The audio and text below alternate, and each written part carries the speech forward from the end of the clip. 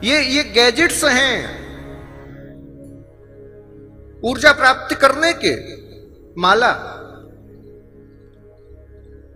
या तो तुलसी की माला हो, या रुद्राक्ष की हो, कमलगट्टे की हो, मूंगा की हो, मोती की हो, स्फटिक की हो, आपकी जैसी साधना वैसी माला। यदि आप सात्विक साधना अपने गुरु मंत्र का जाप कर रहे हो तो तुलसी या रुद्राक्ष की। धन प्राप्ति करनी है, धन के लिए साधना कर रहे हो तो कमलगट्टे की माला। मोहिनी इत्यादि मंत्र जाप रहे हो तो स्फटिक की माला। माला का बड़ा प्रभाव है और सबसे सिद्ध माला बताई गई है रुद्राक्ष की।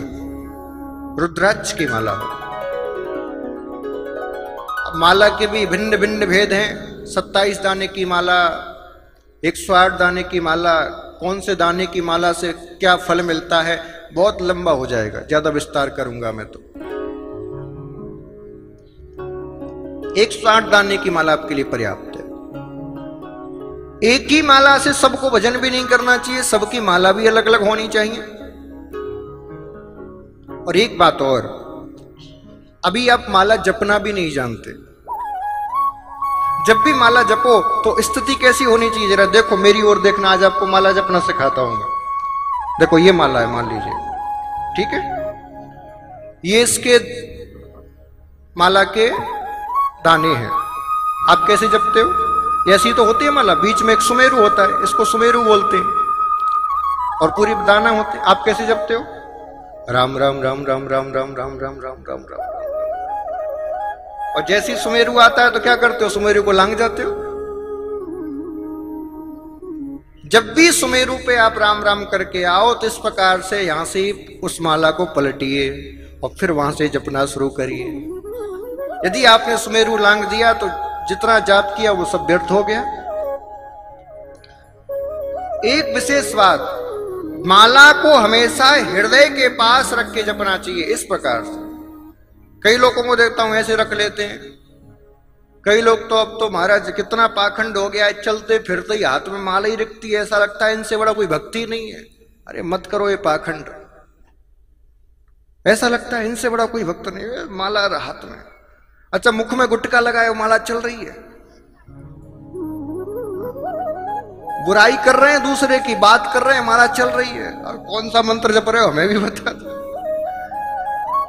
आसन पर बैठो, आसन पर बैठते समय माला का जाप करो। जाप करने से पहले माला को जल से पवित्र करिए, उसके सुमेरु पर जल चढ़ाइए, फिर जाप करना प्रारंभ करिए। अच्छा, जाप करने से पहले संकल्प अवश्य लेना चाहिए। एक गौ माता के शुद्ध घी से दीपक जलाइए, हाथ में जल लीजिए, और यदि संस्कृत में ना भी आता हो तो जो आपकी भाषा उसी भाषा में कहिए संकल्प के लिए। संकल्प छोड़ने के बाद फिर आप जाप प्रारंभ करिए, और जब जाप पूर्ण हो जाए तो आसन पे से उठने से पूर्व 3 बार जल आसन के नीचे डालिए, इंद्र का स्मरण करते हुए, इंद्राय नमः इंद्राय नमः इंद्राय नमः। यदि आप ऐसा नहीं करोगे तो क्या होगा?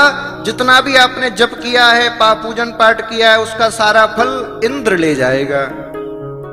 तो जाप किया आपने, फल किसको मिला? इंद्र को। अब बताओ, इस विधि से कोई करता है? इसीलिए फल किसको मिलता है? इंद्र कह रहा है ऐसे भक्त दुनिया को दे, मेहनत ये करे, फल मैं खाऊं। इस विधि से आप जप करोगे, इस विधि से आप पूजन करोगे, इस विधि से पाठ करोगे, तब आपको फल मिलेगा। सब्सक्राइब करें हमारे YouTube चैनल साधना गोल्ड को और पाएं वीडियो सबसे पहले। और हाँ, बेल आइकन दबाना ना भूलें।